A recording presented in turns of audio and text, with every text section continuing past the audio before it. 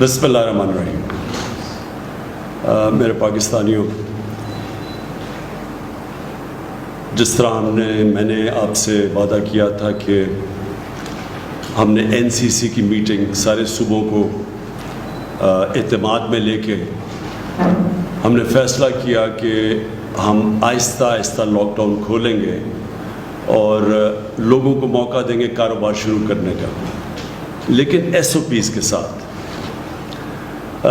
اس میں آج خاص طور پہ یہ جب بات شروع کرنا چاہتا ہوں، میں خاص طور پہ اپنی میڈیکل کمیونٹی، اپنے ڈاکٹرز، اپنی نرسز، جو ہمارے سٹاف کام کرتا ہے ہاسپٹلز کے اندر، میں سب سے پہلے ان سے مخاطب ہونا چاہتا ہوں. کیونکہ جب ہم یہ فیصلہ کر رہے تھے لاک ڈاؤن کھولنے کا، تو مجھے پتہ تھا کہ جو ہمارے ڈاکٹرز، فرنٹ لائن ورکرز جو ہاسپٹلز میں کام کرتے ہیں، ان کو یہ فکر تھی کہ جیسے جیسے لاک ڈاؤن کھولیں گے تو پریشر بڑھے گا، زیادہ مریض ہاسپٹلز میں جائیں گے، اور جو اس وقت جہاد لڑ رہے ہیں دنیا کے اندر، وہ ہیں میڈیکل ورکرز، ہمارے ڈاکٹرز، نرسز.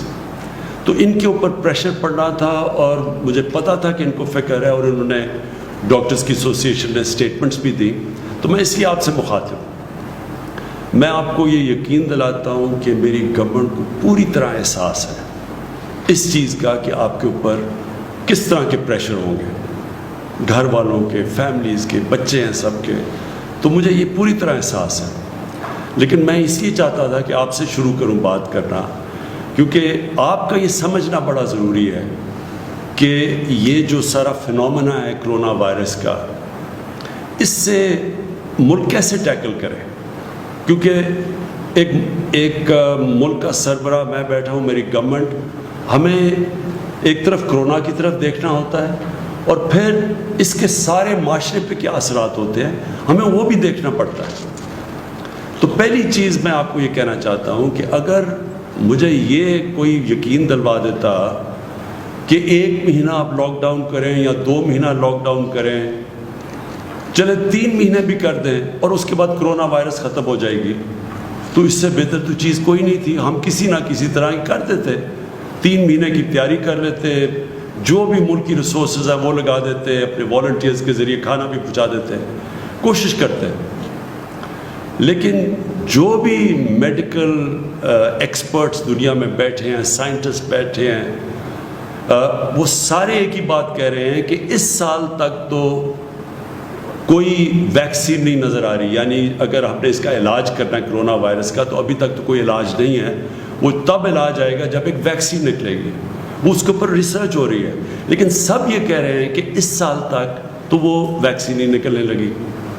تو اگر اس سال تک ویکسین نہیں نکلنے لگی تو اس کا مطلب کہ کرونا وائرس کہیں جانے نہیں لگی. اگر ہم لاک ڈاؤن بھی کرتے ہیں تو اس سے کیا ہوگا؟ لاک ڈاؤن کا فائدہ یہ ہوتا ہے، کیوں لاک ڈاؤن کا، یہ بھی پھر سے میں لوگوں کو بار بار چیزیں کہتا ہوں، لاک ڈاؤن کا کیا فائدہ ہے؟ کیونکہ یہ وائرس بڑی تیزی سے پھیلتی ہے. جیسے لوگ جمع ہوتے ہیں، جب لوگ اکٹھے ہوں تو اس میں وائرس تیزی سے پھیلتی ہے. اس لیے ہر وہ چیز کریں جدھر لوگ جمع نہ ہوں. اس لیے جو اس کی آخری چیز ہے وہ لاک ڈاؤن ہے. لوگوں کو بند کر دیں، لوگ جمع نہیں ہوں گے، وائرس کا پھیلنا رک جائے گا. لیکن کیا وائرس ختم ہو جائے گی؟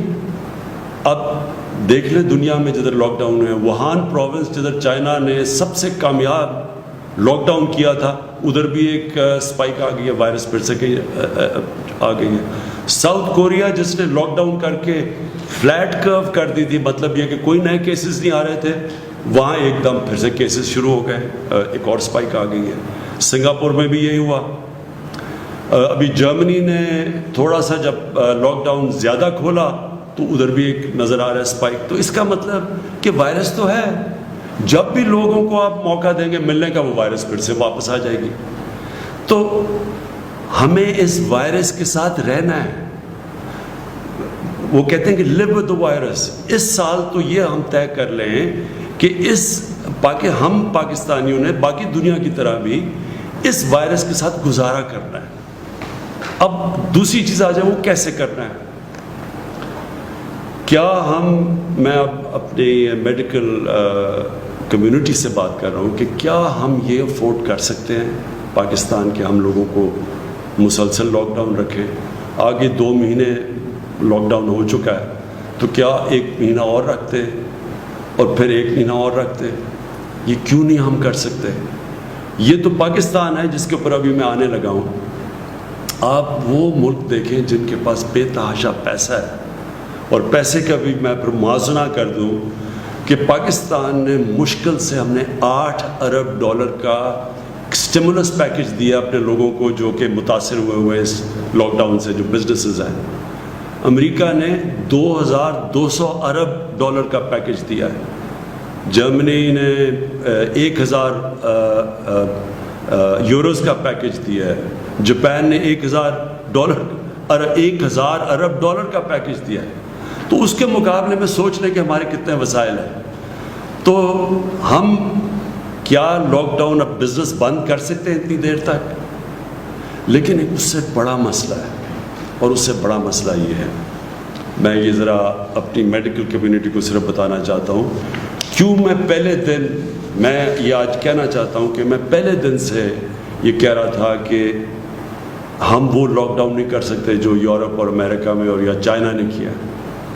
ہمارا ایک مسئلہ ہے، وہاں ان ملکوں کے اندر وہ غربت نہیں ہے جو پاکستان میں ہے، اور غربت کے علاوہ جو ہمارے جو مزدور ہیں، جو ورکرز ہیں، جو کام کرنے والے لوگ ہیں، یہ میں آپ کے سامنے اب یہ اسٹیٹسٹکس دینا چاہتا ہوں۔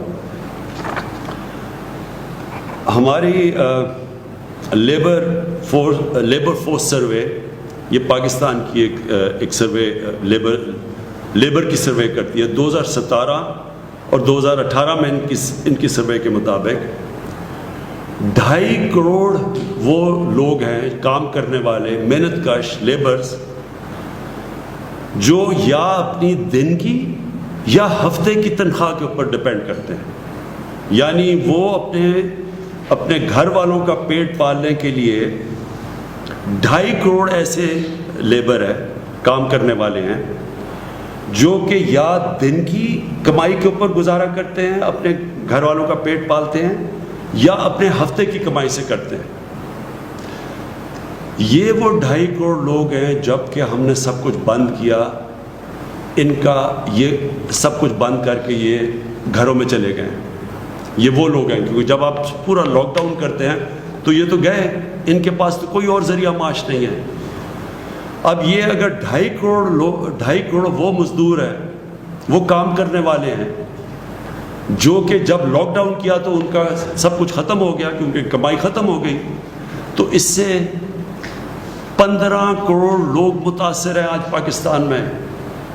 اگر گھر میں آپ ایک پورے گھر میں 6 کی بھی ایوریج لگا لیں تو سارے ملک میں اس وقت جو لوگ متاثر ہیں لاک ڈاؤن سے وہ 15 کروڑ ہیں۔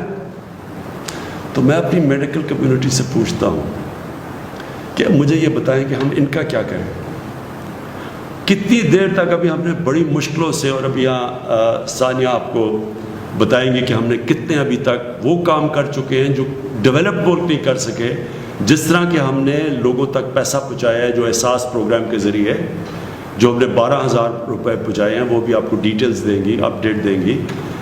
تو یہ ہم کتنی دیر کر سکتے ہیں، اور یہ کتنی دیر 12,000 روپیہ ایک خاندان کے لیے کافی رہے گا؟ تو لہٰذا ہماری یہ مجبوری ہے، یہ احساس ہوتے ہوئے کہ آپ کے اوپر کیا گزر رہی ہے، اور ہمیں ڈاکٹرز کے اوپر پریشر پڑے گا اور کیسز بڑھیں گے۔ یہ بھی میں آپ کو بھی بتاؤں گا، کیسز بڑھنے ہیں ابھی۔ یہ ہماری جو ہر روز ہم اپنی کیلکولیشنز کرتے ہیں، ہماری جو NCOC جو ہمارا جو ایک ایسا اللہ کا مجھے بڑا فخر ہے اپنے، ہم نے ایک ادارہ سیٹ اپ کیا جو سارے ملک سے، سارے صوبوں سے کوآرڈینیٹ کرتا ہے، جو ہر روز میڈیکل رپورٹس لیتا ہے، ڈاکٹرز ہمارے بیٹھے ہوئے جو اسیسمنٹ کرتے ہیں، انالیسس کرتے ہیں کہ ملک میں کرونا کی کدھر جا رہی ہے، کدھر بڑھ رہی ہے، کس طرح بڑھ رہی ہے، باہر سے کتنی ہے، ہوم گرون پاکستان میں وائرس کتنی پھیلتی جا رہی ہے، وہ پوری اسیس کرتی ہے، پھر ملک کا جائزہ لیتے ہیں، پھر باقی سارے ملک کے چیف سیکرٹری سے چیف منسٹر سے پوری کوآرڈینیشن کر کے ہم چل رہے ہیں، اور یہ بڑا کامیاب ادارہ ہے۔ میں اس کا بھی بتاؤں گا کہ ہماری اسیسمنٹس، ڈیلی اسیسمنٹس کیا ہیں، ہفتے کی کیا ہے، مہینے کی کیا ہیں، لیکن ہمیں پتہ ہے کہ بڑھیں گی، ہمیں پتہ ہے کہ کرونا کے کیسز بڑھیں گے ابھی، لیکن ہمیں یہ بھی پتہ ہے کہ اگر ہم نے آج ان لوگوں کو روزگار نہ دینا شروع کیا تو ہمیں کرونا سے زیادہ یہ لوگ بھوک سے مرنے کا ہمیں زیادہ مسئلہ بنا ہوا ہے۔ مجھے ایز پرائم منسٹر 10 دفعہ سوچتا ہوں ہر روز کہ کس طرح گزارا کر رہے ہوں گے وہ لوگ، وہ سفید پوش لوگ کیسے گزارا کر رہے ہوں گے۔ تو اس لیے میں اپنی میڈیکل کمیونٹی سے یہ کہنا چاہتا ہوں کہ باقی لوگ تو اپنی شاید اکانومی کو بچا رہے ہوں، ہم تو اپنے لوگوں کو بھوک کے مرنے سے بچا رہے ہیں، ہماری مجبوری ہے کہ اب کھولیں۔ تو میں صرف آپ کو اب یہ اپڈیٹ دے دوں، اور تفصیل ابھی بعد میں آپ کو دیں گے۔ ہمارے ساتھ ڈاکٹر ظفر بھی بیٹھے ہیں، ڈاکٹر فیصل، جو ڈاکٹر ظفر آپ کو بتائیں گے کہ جو ڈاکٹرز کے لیے ہم کیا کر رہے ہیں، میڈیکل کمیونٹی کے لیے ہم کیا کر رہے ہیں، کیونکہ ہمیں پورا احساس ہے اور اس کے لیے پورا پروگرام بنایا وہ بتائیں گے۔ اور ڈاکٹر فیصل آپ کو بتائیں گے کہ جب ہم کانسنٹریٹ کر رہے ہیں اس کے اوپر، کرونا کے اوپر، تو باقی بھی پاکستان کے اندر بیماری ہیں، اور ان بیماریوں کا کیا ہو رہا ہے، کیونکہ ساری تو جب کانسنٹریشن ادھر لگی ہے کرونا کی طرف، تو اور بھی پاکستان کے اندر بیماریاں جن کا جو نگلیکٹ ہو رہی ہیں۔ بچوں کی امیونائزیشن کیمپینز ہیں، جو بچوں کو ٹیکے لگاتے ہیں، وہ 50% کم ہو گئی ہیں۔ ہمارے پاس پولیو، ایک پاکستان 2 ملکوں میں دنیا میں جدھر ابھی پولیو کی وائرس بھی ہے، اس کی ہم نے کیمپین کرنی، 2 کیمپین۔ ایک طرف ہم کرونا کا تو دیکھ رہے ہیں، لیکن باقی ملک بھی سنبھال رہے ہیں۔ میں صرف آپ کو یہ بتا دوں کہ یہ مجھے خوشی بھی ہے کہ ہماری گورنمنٹ نے پہلے دن سے جس طرح کرونا کے اوپر ہم نے جو ہم نے اسٹیپس اٹھائے، مجھے بڑا فخر ہے اس کے اوپر کہ اللہ کا شکر ہے پاکستان میں وہ چیزیں نہیں ہوئی جو کہ باہر کی دنیا میں آپ دیکھ رہے ہیں۔ جس طرح کے مسئلے مسائل ڈیولپڈ ملک، امیر ملکوں کے اندر آئے، مجھے اللہ کا بڑا میں شکر ادا کرتا ہوں کہ ہم نے جو بھی سٹیپس اٹھائے اس کی وجہ سے ہمارے ملک میں حالات کنٹرول میں۔ ہماری پروجیکشن کیا تھی، میں نے جب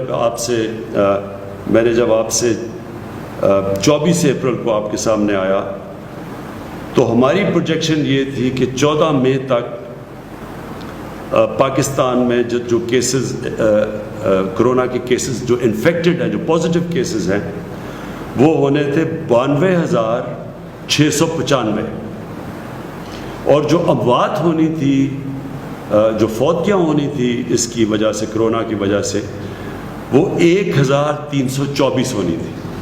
یہ ہماری 24 اپریل کو پروجیکشنز تھی، سوری 52,000 ہماری انفیکشنز ہونی تھی، اور جو اموات ہونی تھی وہ 1,324۔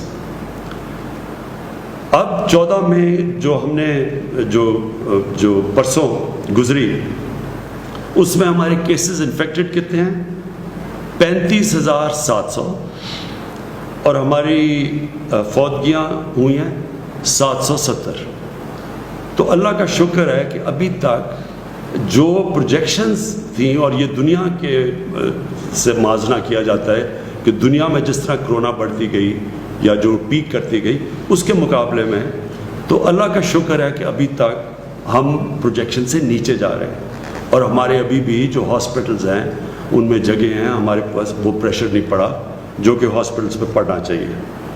لیکن میں یہ آپ کو کہہ دوں کہ یہ بڑھیں گے کیسز، یہ ہم مینٹلی پریپیئر رہیں، لیکن ہم جو ابھی تک ہماری پلاننگ ہے، ہم انشاءاللہ ہماری جون کے اینڈ تک ہماری جو ہاسپٹل فیسلٹیز ہیں، وہ اب تک ہم دیکھ رہے ہیں، وہ انشاءاللہ یہ اس کا یہ جو ہماری انفیکشنز ہوتی رہیں گی، اور اس کے مطابق جتنے لوگ ہاسپٹلز میں جائیں گے۔ اور آپ کو پھر سے میں یاد کرا دوں کہ کرونا جو وائرس کی جو ہم ایسٹیمیٹ کرتے ہیں کہ ہر 100 مریض میں سے، ہر 100 وہ لوگوں سے جن کو انفیکشن ہوتی ہے، ان میں سے صرف 4 یا 5 کو ہاسپٹل جانے کی ضرورت پڑتی ہے، تو ڈر یہ ہوتا ہے کہ جب اتنی زیادہ، جب 50,000 سے زیادہ جب کیس بڑھتے جائیں گے تو وہ لوگ جنہوں نے ہاسپٹل جانا ان کی بھی تعداد بڑھتی جائے گی، اور وہ پریشر پڑ جائے گا ہمارے ہاسپٹل کے انٹینسو کیئر کے اوپر. ہاسپٹل میں وہ جدھر وینٹیلیٹر کی ضرورت پڑتی ہے اور انٹینسو کیئر کی ضرورت پڑتی ہے. تو وہ بھی بعد میں آپ کو ڈاکٹر ظفر بتائیں گے کہ اس کے لیے ہم کیا کیا تیاریاں کر رہے ہیں، مسلسل اپنی کیپیسٹی بڑھانے کی کیا کیا کوششیں کر رہے ہیں. کیونکہ یہ جو انٹینسو کیئر ہوتا ہے، جس کا ایک بسترا جو انٹینسو کیئر کا ہوتا ہے، اس کے اوپر ایک کافی اسپیشلائز ٹریننگ کی ضرورت ہوتی ہے. ہر کوئی نرس جا کے وہ انٹینسو کیئر میں وہ ٹریٹمنٹ نہیں دے سکتا جو کہ صرف اسپیشلسٹ دینے ہوتے ہیں. تو اس کے لیے وہ آپ کو بتائیں گے وہ کیا کیا قدم اٹھا رہے ہیں. اب آگئی بات کہ ہم نے اب ملک میں کیا کیا چیزیں کھولی. میں حماد اظہر بیٹھے ہوئے ہیں، وہ ابھی آپ کو بتائیں گے کہ ہم کیسے کاروبار کے مختلف چیزیں ہم کھولتے جا رہے ہیں ایس او پیز کے ساتھ. اور وہ جو ایس او پیز ہے، یہ میں پھر سے آپ کو کہہ دوں، ایس او پیز کا مطلب یہ ہے کہ جو بھی کاروبار کھولے گا ان کے جو مالک ہوتا ہے اس کے اوپر ہم ذمہ داری دے دیں گے کہ آپ نے یہ قدم اٹھانے ہیں، یہ شرائط ہے جس کے اوپر چل کے آپ نے اپنی فیکٹری کھولنی ہے یا آپ نے اپنی دکان کھولنی ہے، تو آپ کو یہ قدم اٹھانے پڑیں گے. میں آپ سب سے پھر سے اپیل کرتا ہوں، یہ بہت ضروری ہے آپ کو ان ایس او پیز کے اوپر چلنا. ساری قوم کو میں کہتا ہوں، وہ اس لیے کہ دیکھیں، اگر اب یہ جو ہم آہستہ آہستہ یہ جو لاک ڈاؤن اٹھا رہے ہیں، اگر ایک دم اس سے زیادہ بڑھتے ہیں کیسز، تو ہو سکتا ہے جن ایریاز میں کیسز بڑھتے ہیں ہمیں پھر سے ان کو لاک ڈاؤن کرنا پڑے. اگر ہم نے مثلا دیکھا کہ کہیں فیکٹری کے اندر کیسز بڑھ گئے ایک دم، تو فیکٹری کو بند کرنا پڑے گا.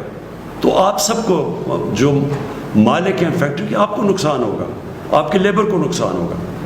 اسی طرح اگر ہم اب دکانیں کھول رہے ہیں تو میں سارے دکانداروں کو کہوں گا کہ اس کے اوپر جو ایس او پیز ہیں ان کے اوپر پلیز عمل کریں. آپ اپنے اوپر ڈسپلن کریں، ذمہ داری لیں، کیونکہ آپ جو ذمہ داری لیں گے وہ موقع دیں گے ہم سب کو کہ اس ملک کو آہستہ آہستہ کھولنے کا، تاکہ کاروبار شروع ہو، تاکہ لوگوں کو روزگار ملے. تو یہ جو آپ آگے ادھر سے ہم جب 2 ہفتے اور 1 مہینہ اور یہ جو بھی 1 سال ہمیں گزارنا پڑے گا کرونا وائرس کے ساتھ، تو اس میں بہت بڑا ذمہ داری ہوگی ہمارے اس قوم کے اوپر، شہریوں کے اوپر، کہ ہم کیسے اپنے اوپر ڈسپلن کرتے ہیں، ہم کیسے یہ ایس او پیز کے اوپر چلتے ہیں کہ ہم کرونا کا بھی بندوبست کرتے رہیں اور کرونا کو بھی تیزی سے پھیلنے سے روکتے رہیں، اور ساتھ ساتھ ہم جو اتنی بڑی، میں نے آپ کو بتایا ہے، جو لوگ متاثر ہیں اس سے، وہ تقریباً 15 کروڑ لوگ متاثر ہیں لاک ڈاؤن سے. تو وہ بھی ان کو بھی ہم نوکریاں ملتے رہیں، وہ بھی کام کرتے رہیں، کیونکہ کوئی بھی ہم 15 کروڑ لوگوں کا دھیان نہیں رکھ سکتے، ہمارے پاس وسائل ہی نہیں ہیں. وہ صرف تب ہوگا جب ان کو نوکریاں ملیں گی، اور وہ نوکریاں ملیں گی، کاروبار چلے گا. تو کاروبار جب ہم کھول رہے ہیں تو میں پھر سے بار بار آپ سے اپیل کرتا رہوں گا کہ آپ نے بڑی احتیاط کرنی ہے. ادھر میں جو ہمارے جو 10 لاکھ سے زیادہ ٹائیگر فورس بنی ہے، میں آپ سب ٹائیگر فورس کو، آپ کی سب سے بڑی ذمہ داری ہے، آپ کی اور بھی ذمہ داریاں ہیں، لیکن ایک سب بڑی ذمہ داری یہ ہے کہ پبلک کے اندر یہ ایک پوری کیمپین کریں، آگاہ کریں پبلک کو.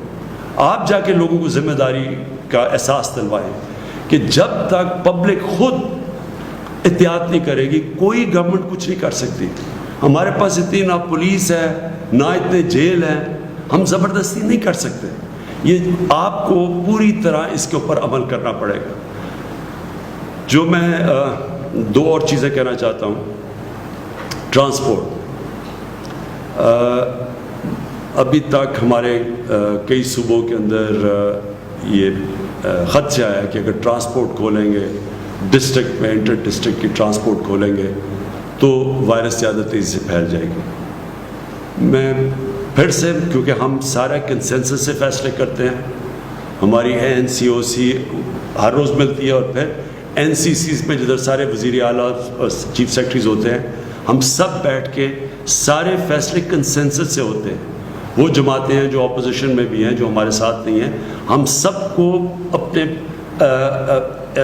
یعنی کوئی فیصلہ یہ نہیں کرتے کہ جدھر ہم یہ سمجھیں کہ کوئی ایک صوبہ نہیں مان رہا, تو کنسنسس سے فیصلے ہوتے ہیں. اس لیے ابھی تک پوری طرح ٹرانسپورٹ کے اوپر فیصلہ نہیں ہو سکا, کیونکہ ایک دو صوبوں کے یہ خدشات ہیں کہ اگر آپ کھولیں گے ٹرانسپورٹ تو یہ وائرس پھیل جائے گی.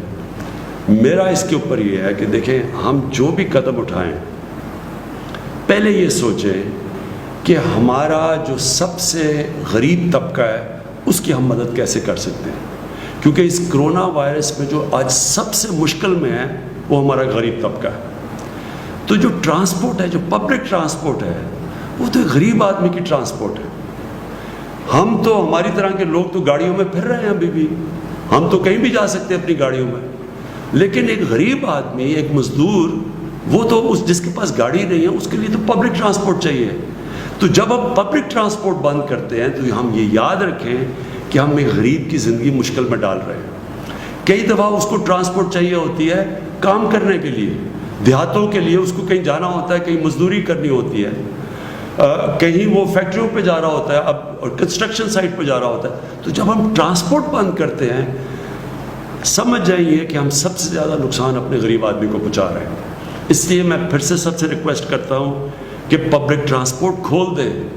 اگر امریکہ جیسی جگہ جدھر 2,000 لوگ دن میں مر رہے ہیں انہوں نے اپنی پبلک ٹرانسپورٹ نہیں بند کی, اگر یورپ جدھر یورپ کے اندر ایک دن کے اندر 800 لوگ, ابھی بھی 500 لوگ مر رہے ہیں, انہوں نے اپنی پبلک ٹرانسپورٹ بند نہیں کی, ایئر ٹریول بند نہیں کی, ہم نے کیوں یہ بند کر کے رکھ دی ہے؟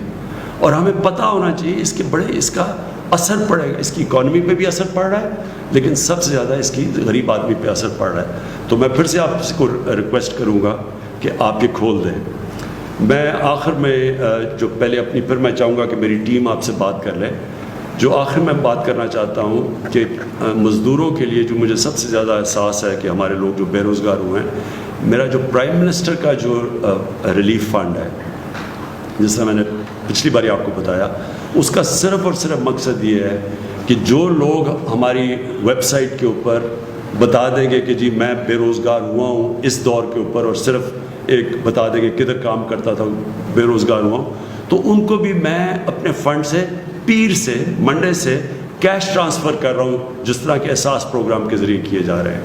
تو میری پیر سے جو ہماری اب تک آ چکے ہیں, ہمیں ان لوگوں کے ثبوت آ چکے ہیں, ہم نے ویریفائی کیے ہیں, ہمارے پاس ڈیٹا ہے نادرا کا, ہم چیک کرتے ہیں, وہ چیک کر کے جو کوالیفائی کر چکے ہیں ان کو منڈے سے پیسہ ملنا شروع ہو جائے گا جو پرائم منسٹر ریلیف فنڈ سے. اور میرا جو سارا فنڈ ہے وہ صرف اور صرف ان بے روزگاروں کے لیے پیسہ دیتا رہے گا جب تک انشاءاللہ 1 مہینے تک. ہماری امید یہ ہے کہ جس طرح ہم چلتے جائیں گے, اور انشاءاللہ اگر ہمارے کیسز زیادہ تیزی سے نہ بڑھے تو انشاءاللہ ہم اپنے کاروبار کھولتے جائیں گے اور لوگوں کو روزگار ملتا جائے گا.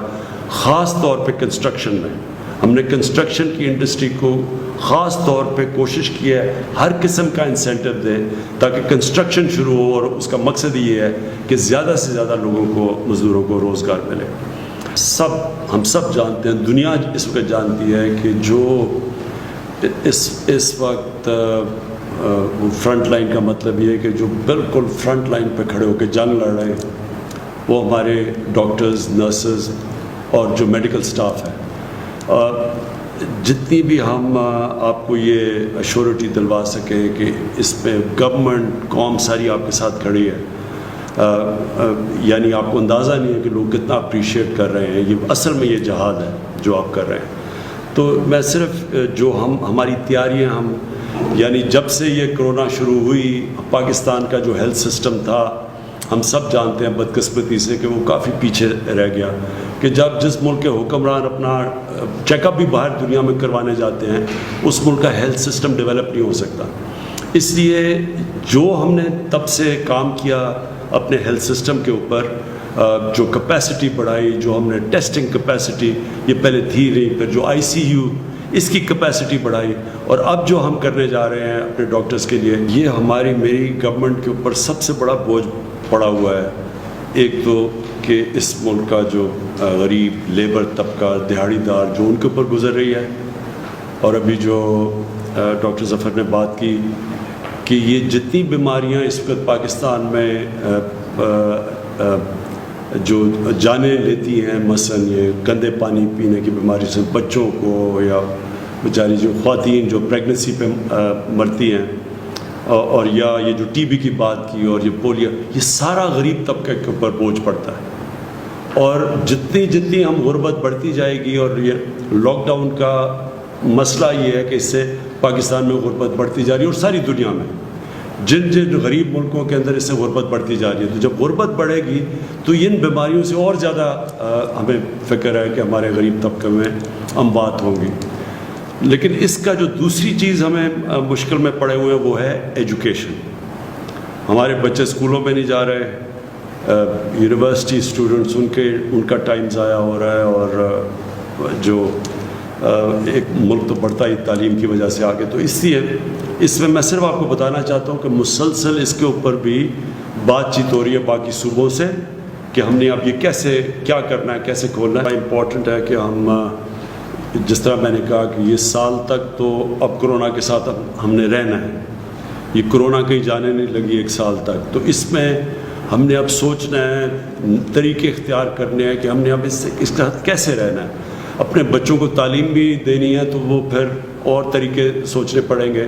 اور باہر بھی دنیا میں ہم دیکھ رہے ہیں کہ دنیا کے اندر دنیا کیا کر رہی ہے، اور دنیا سے ایکسپیرئنس بھی آ رہا ہے کہ مثلا سویڈن بالکل ایک مختلف راستہ پکڑا ہوا ہے انہوں نے، تو ان کو بھی اسٹڈی کر رہے ہیں. تو انشاءاللہ جس طرح میں نے کہا اگر ہم نے ایک سال اس کے ساتھ گزارا کرنا ہے تو پھر ہم نے اپنے بچوں کا بھی دیکھنا ہے، اپنے یونیورسٹی اسٹوڈنٹس کا بھی دیکھنا ہے.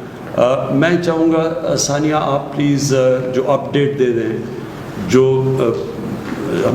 میں اس میں بھی مجھے بڑا فخر ہے اس پروگرام کے اوپر کہ کبھی بھی اتنا زیادہ پیسہ، اتنی شفافیت سے، اتنے زیادہ لوگوں کو اتنے کم ٹائم میں، کبھی بھی پاکستان تو چھوڑے شاید ہی آپ کو کوئی ملک ملے جس نے اتنی تیزی سے پیسہ دیا ہے. معید اب آپ سے میں ایک چیز چاہتا ہوں، بڑا مختصراً بتا دیں کہ جو ہمارے پاکستانی باہر اس وقت پھنسے ہوئے ہیں اور سٹینڈرڈ ہیں اور جو آنا چاہتے ہیں پاکستان، تو بڑا مختصراً کہ ہم کیا کر رہے ہیں اور کیا مشکلیں سامنے آ رہی ہیں، اور ان کو یہ صرف کہنا چاہتے ہیں کہ ہم سارا وقت وہ ہمارے ذہن پہ ہیں، ہم کو پوری احساس ہے کہ وہ کن مشکلوں میں پڑے ہوئے ہیں. میں اپنی ٹیم پہ بڑا فخر کر رہا ہوں کہ یہ اس مشکل وقت پہ جس طرح ایک کوآرڈینیشن سے اور ہر روز ان کے تھنک ٹینکس کی مشاورت سے جس طرح ہم ابھی تک نکلے ہیں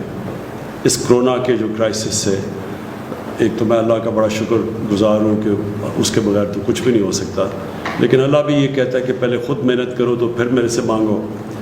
تو جس طرح میری ٹیم نے جس طرح یہ کرونا کرائسس کے اندر ہر شعبے کے اندر سوچ بچار کر کے جو قدم اٹھائے ہیں، آپ دیکھ لیں کہ امریکہ جیسے ملک میں اگر آپ وہاں دیکھ لیں، آپ یورپ کے اندر دیکھ لیں، انگلینڈ جیسے ملک جو پرانے مضبوط اداروں والا ملک ہے، اس کے مقابلے میں پاکستان آج ہم سب فخر سے کہہ سکتے ہیں کہ ہم بڑی آرگنائز طریقے سے نکل رہے ہیں. یعنی ہم بڑے سوچ سمجھ کے اس مشکل وقت سے نکلے ہیں اور یہاں تک پہنچے ہیں.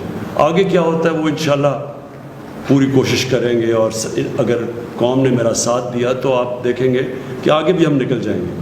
لیکن اب تک جدھر پہنچے ہیں یہی بڑا کمال ہے کہ ہم نے اتنے زیادہ لوگوں کو بھی بتایا، تقریباً 80 لاکھ خاندانوں کو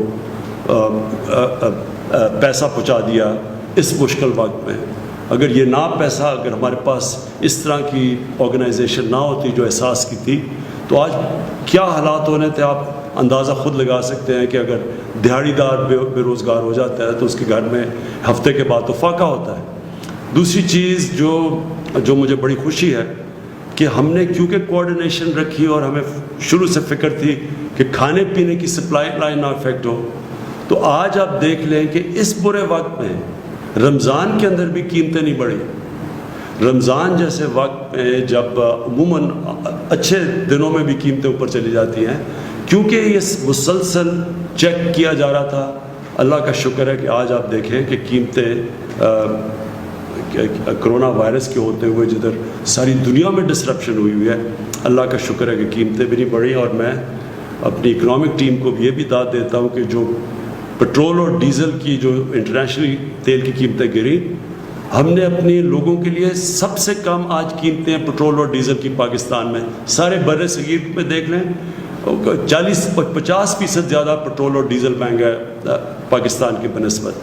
تو لوگوں کے لیے آسانیاں پیدا کرنے کے لیے وہ بھی نیچے کی. بجلی کا انہوں نے جو ابھی حماد نے بات کی کہ چھوٹے اسمال اور میڈیم انڈسٹری کی مدد کی، اور جس طرح ہماری جو میڈیکل ایکسپرٹس انہوں نے جیسے جیسے ہمیں گائیڈ کیا اور اسی طرح ہم چلتے رہے، اور ہم نے یعنی قوم کو آگاہ کرتے رہے، ہر وقت پوری ڈیٹیلز دیتے رہے، کتنی اموات ہیں، کتنے لوگ وینٹیلیٹر پہ ہیں، کتنے ہیں.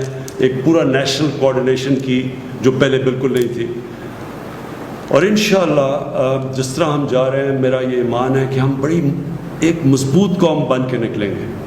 لیکن آپ سب کے لیے پھر سے میں یہ کہتا ہوں، اب سے لے کے یہ سال کے اینڈ تک اپنے ذہن بنا لیں کہ ہم نے کرونا کے ساتھ رہنا ہے. کتنی کامیابی سے یہ قوم نکلتی ہے اس کرائسس سے آپ کے اوپر ڈپینڈ کرتا ہے. آپ جتنے ذمہ دار ہوں گے اس مشکل وقت میں، آپ جتنی احتیاط کریں گے. میں جو ٹائیگر فورس ہے، میں خاص طور پہ آپ کو کہنا چاہتا ہوں کہ آپ کو نکلنا چاہیے اور لوگوں کو احساس دلوانا چاہیے.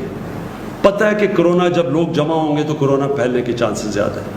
تو ہم اپنی ذہن حکمت استعمال کر سکتے ہیں. ہم ہر کام کر سکتے ہیں اگر ہم عقل سے کریں. اور کیونکہ ہمیں اس وائرس کے ساتھ رہنا ہے، کیونکہ ہمیں پتہ ہے کہ جب تک ایک ویکسین نہیں نکلتی اس وائرس نے یہیں رہنا ہے، اس لیے ہم جتنی احتیاط کریں گے ہم اپنے معاشرے کے لیے آسانیاں پیدا کریں گے. کیونکہ جب لاک ڈاؤن ہوتا ہے، اب میں نے شروع میں بھی آپ کو کہہ دیا، ہم غربت بڑھاتے ہیں اپنے معاشرے، ہم غریبوں کو اور نیچے دھکیل دیتے ہیں. تو اس لیے ہمارے اوپر ذمہ داری ہے کہ ہم ایک غریبوں کو بھی پروٹیکٹ کریں. دوسری چیز، جتنی ہم احتیاط کریں گے، ہمیں پتہ ہے، یہ بھی پتہ ہے کہ یہ بوڑھوں کو، بزرگوں کو یہ زیادہ افیکٹ کرتی ہے. ہمیں یہ بھی پتہ ہے کہ جو لوگ بیمار ہیں ان کو کرونا ہو جائے تو ان کی جان خطرے میں چلی جاتی ہے، یہ ہمیں پتہ ہے. تو لہٰذا ہم جو نوجوان ہیں وہ ذمہ داری لیں، وہ خود احتیاط کریں کہ ہمارے گھروں میں، ہمارا تو جوائنٹ فیملی سسٹم ہے، ہم تو ساری فیملی رہتی ہے. تو آپ کو خود دیکھنا چاہیے کہ احتیاط، کہ آپ کے گھر کے اندر جو بوڑھے، جو بزرگ ہیں اور جو بیمار ہیں، آپ کی ذمہ داری ہے ان کی حفاظت کرنا. اور حفاظت آپ کر سکتے ہیں احتیاط کر کے. اور آخر میں یہ جو عید آ رہی ہے، میں خاص طور پہ آپ سب سے کہنا چاہتا ہوں کہ یہ جس طرح ہم عید یہ قوم بناتی ہے اور ہمیشہ بناتی ہے، اور عید بڑا ایک فیملی کا اوکیزن ہوتا ہے، لوگ جمع ہوتے ہیں، یہ عید مختلف ہے. اس عید کو آپ نے یہ سوچنا ہے ذمہ داری لے کے کہ ہاں ہم نے عید بنانی ہے، لیکن وہ اس طرح کی عید نہیں بنانی جس طرح ہم عموماً بناتے ہیں. ہمیں دیکھنا پڑے گا کہ ہم اپنے ملک کی خدمت کریں گے کہ اگر ہم احتیاط کریں گے. اور پھر میں ختم کروں گا، جو ہمارے ڈاکٹرز اور جو ہماری نرسز ہیں جن کے اوپر سب سے زیادہ جو فرنٹ لائن پہ کھڑے ہیں، ہم ان کی بھی مدد کریں گے اگر ہم سب احتیاط کریں. شکریہ اور پاکستان پائندہ باد.